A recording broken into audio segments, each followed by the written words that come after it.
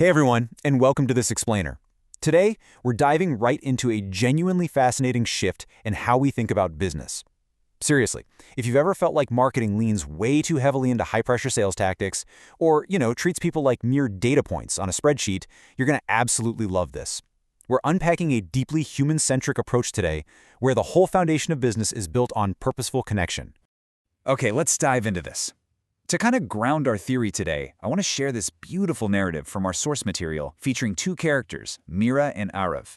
Just picture them, right? Sitting on a playful little terrace at dusk, the atmosphere buzzing around them like a vibrant bazaar. Mira places this small brass coin down on her notebook. Its edges are all worn smooth, and right in the center, it's engraved with the word monogot, which signifies the mind's intent or deep thought. Meanwhile, Arav brings out a packet of tamarind candies, and right there, just sharing those simple, everyday things, Mira shares this brilliant realization.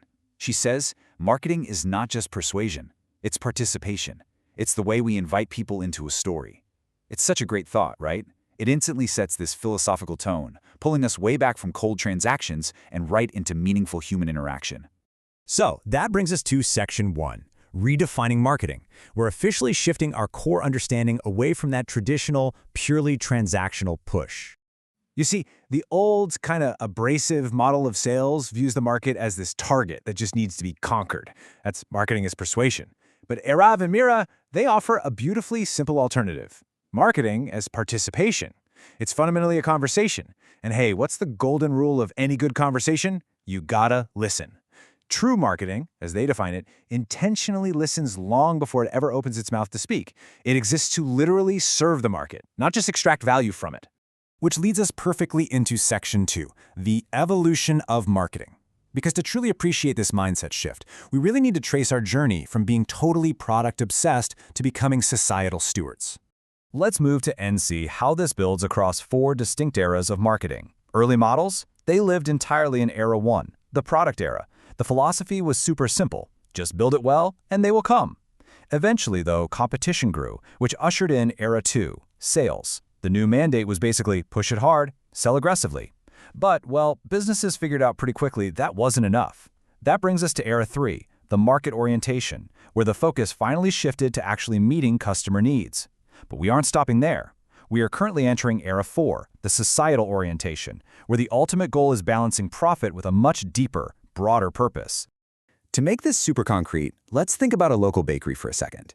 Under a purely product orientation, they might spend all their time obsessing over perfecting a single cupcake recipe in total isolation. But as they evolve into a societal orientation, their entire operating model completely flips. Suddenly, they're sourcing their flour locally, they're actively working to reduce their daily waste, they're even hosting community nutrition workshops. In observing this exact kind of shift, Mira makes a really profound realization. Marketing has ultimately evolved into stewardship. You aren't just selling a baked good anymore. You are literally taking care of your community. And that opens up Section 3, delivering true customer value. Because if marketing is indeed stewardship, then value creation has got to go way, way beyond just mere product utility. Now, what's really interesting about this slide is how these 4 modern trends absolutely demand that we rethink traditional scale.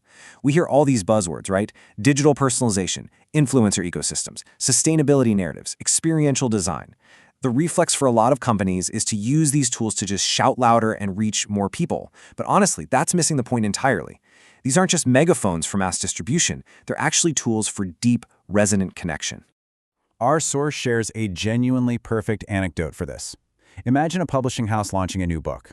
Now, that old persuasion mindset would tell them to buy a massive billboard or pay some mega celebrity millions to just hold the book in a photo.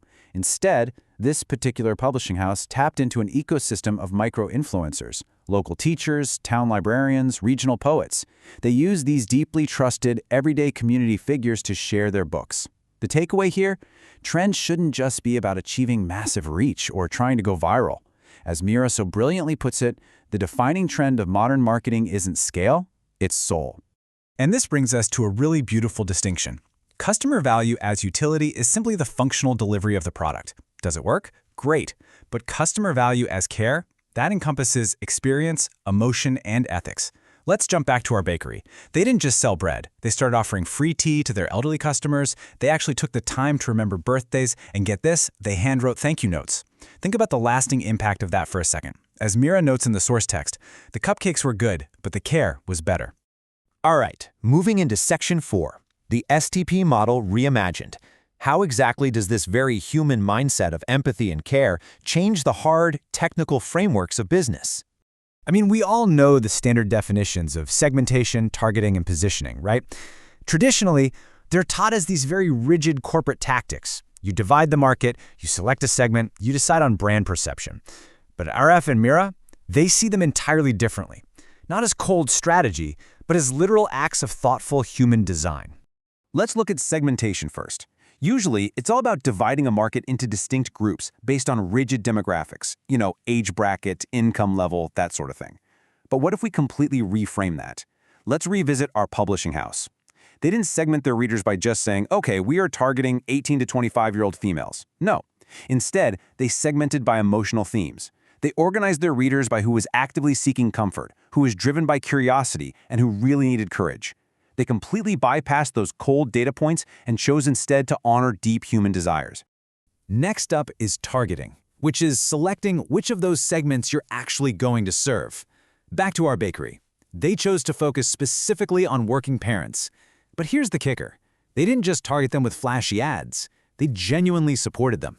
They offered early morning deliveries so parents could have breakfast ready before the chaotic school rush, and they even created weekend baking kits to give those same parents an easy, fun activity to do with their kids. Targeting wasn't some precise attack on a demographic. It was a genuine act of service. And I think this brilliantly illustrates a core philosophical shift. Arab says, targeting wasn't precision, it was presence. I want you to just let that sink in for a second. True targeting isn't about perfectly optimizing an algorithm to hit some exact zip code. It's simply about showing up, reliably and thoughtfully, for the specific people you have consciously chosen to serve. Finally, we have positioning. Now, this is typically defined as how a brand is perceived in the minds of customers, but honestly, it goes so much deeper than just a sleek logo or a catchy slogan.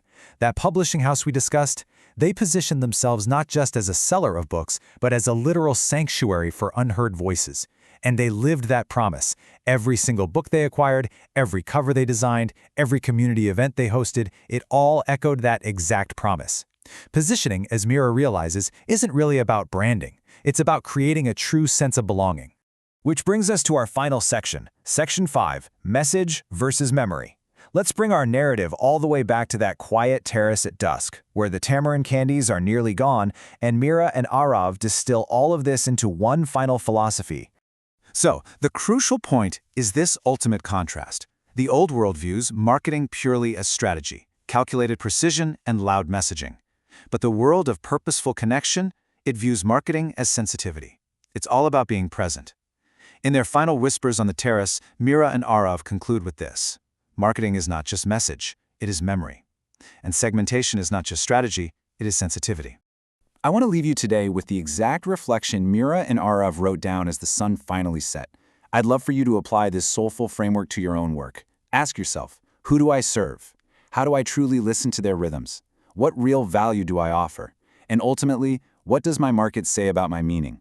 Keep asking those big questions, keep connecting, and I'll catch you in the next explainer.